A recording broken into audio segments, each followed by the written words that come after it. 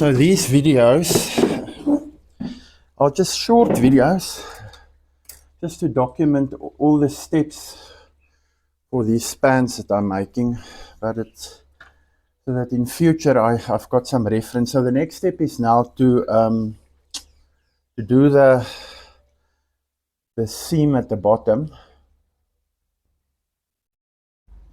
I've already ironed the seam,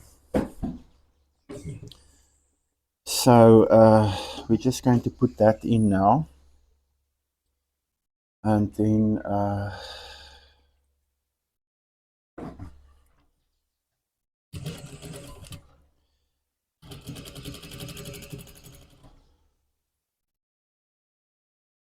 for all the front panels. I love corduroy. Corduroy is probably I just love it. Since I was a child, I loved corduroy. So, but it's very difficult to find it. I now finally found a place where I can buy some corduroy. So,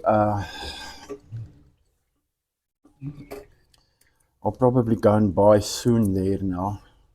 They've got limited colors, but what I found with corduroy is you must just, if you find it, you must buy an entire roll if you can. Okay, so the seam is in now. Everything looks okay. Let's do the next one quickly, and then we're going to focus on the pockets after this.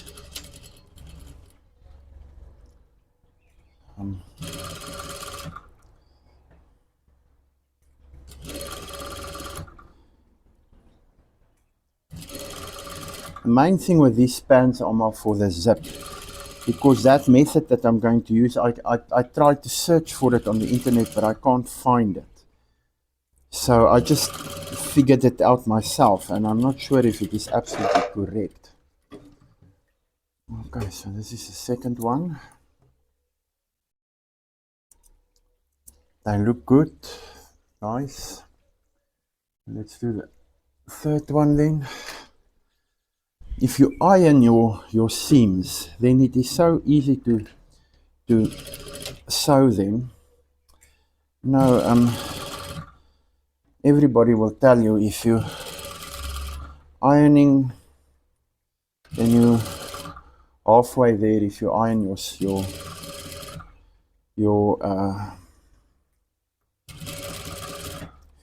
your work before you start sewing, it makes life easier and more neat. I mean, if you look at these seams, they are absolutely perfect. There's nothing wrong with them, and it's just because there was some ironing done beforehand. And you mustn't rush. You must just when you do the ironing, just make sure everything is nice and straight. It's easier to do the ironing beforehand of the seams, because then at the end of the day you don't sit with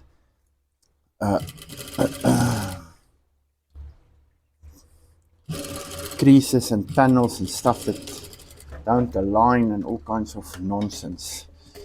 Okay, so the next step now is we're going to go to the overlocker, and we're going to do the pockets.